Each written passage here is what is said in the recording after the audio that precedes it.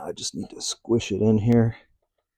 And the reason I'm doing this is I want these holes to be exactly 1/4 inch so that I can match them up when I put the holes into the legs.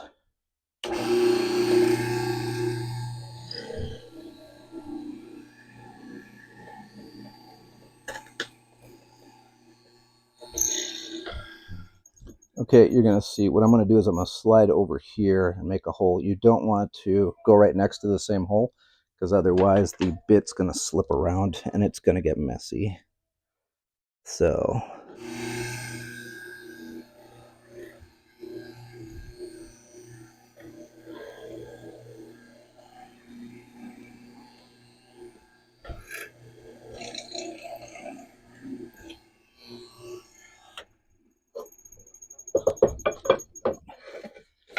So the idea was not necessarily perfect because I didn't take the time to set it up too much, but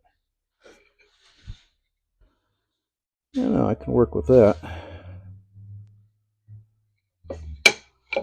Chisels are really the magic tool in the workshop, I'm finding out. So this is quick. I'll be able to dial these in just a few minutes. Kind of chopping in, making these square holes, that's really a pain.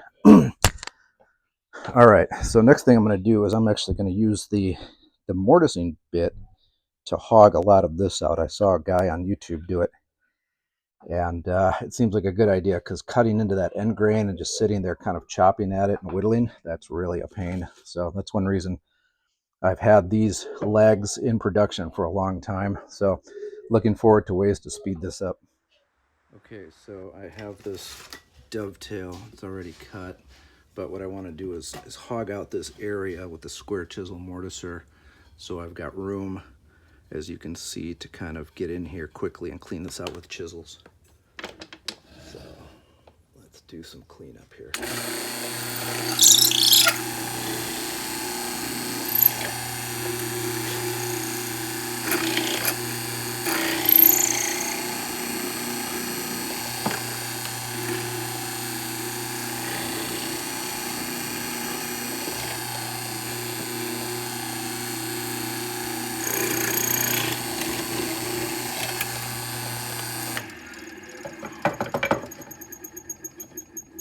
So yeah, I think that's going to help me just kind of get this chopped back, get that chopped back. It'll go pretty quickly now.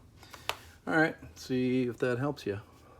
Okay, it's not very pretty, but for anybody that's ever cut pieces of furniture type lumber, done any kind of rough cut before doing the precision, the cleanup stuff with the chisels, I did this in about 10 minutes. So that 1/4 inch bit on the hollow chisel mortiser that I got as basically a gift, it's really sped up the process, knocking these out and then prepping these, the bulk of them, to get their finished cuts with the chisel.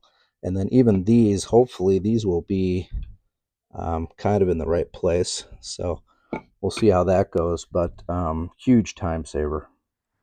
Okay, so here you can see, this is a good close-up. So my dovetail is going to end up being something like that. I've got it marked, it's I. Let's see, so this is I, so this is the back. So the apron's going to go this way. This is going to be the front out here. And so this is actually supposed to be a capital I, not an H. So like that. That's how I mark them alphabetically, so I keep track of them. So it's really speeding up the process of figuring out how to line up my hand-cut dovetail here so I can chop it out. And always remember, you want to work from your front position back. At least that's what I do. Is I want a little bit of a reveal here, so I check my shoulders and kind of figure out if my markings are in the right place. Let me see if I can get this without dropping it. Actually, just let me get the other one. I've got another leg here. And so having this dug out really sped things up, because otherwise I actually blew through a leg once cleaning this out with a drill. And so here you see That's my domino hole. It's a little high, so it's running into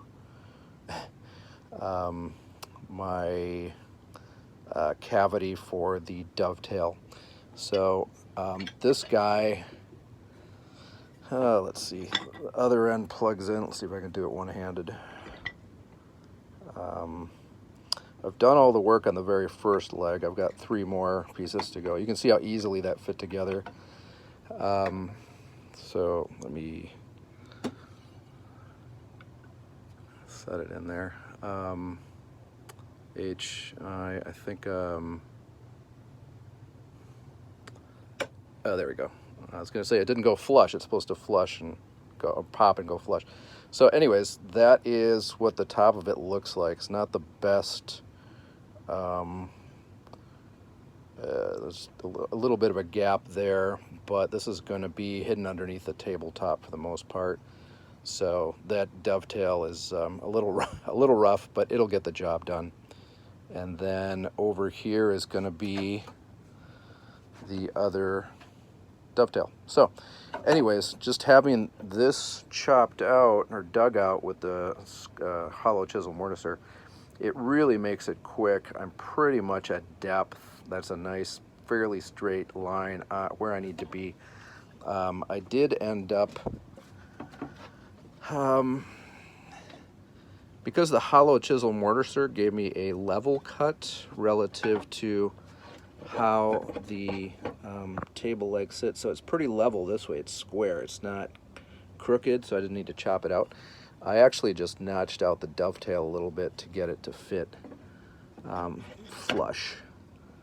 So I just shaved it down, and that worked out pretty well. Probably end up doing the same thing on this other side. So anyways, I got to get back to chopping. Those are my dovetail chisels. And if you're new to hand-cut dovetails, you want to find chisels that have that narrow, like really skinny bevel on the side. So these aren't quite as tight as some, but I figured they'd be they weren't that expensive, vintage Greenlee. So far I'm pretty happy with them. I did need to sharpen them up, but they do a good job of getting into corners here, whereas other chisels that have a bigger edge are going to break apart the kind of that triangle in the corner. It's going to kind of crush the wood one way or the other. So if you can actually see your dovetails and you need really clean dovetails, that's one of the secrets to good dovetailing, is having these chisels that have these really skinny edges so you can get into those corners. Huge time saver, makes your cuts much more accurate. So all right, time to get to work. Okay, so we're going to see how this works, but it seems like a good idea. I just need to hog out kind of a square cavity here. This is where my dovetail is going to go. Where do my sticks go? So that dovetail end is going to plug in there, and I just need to make some room to speed up the chiseling process.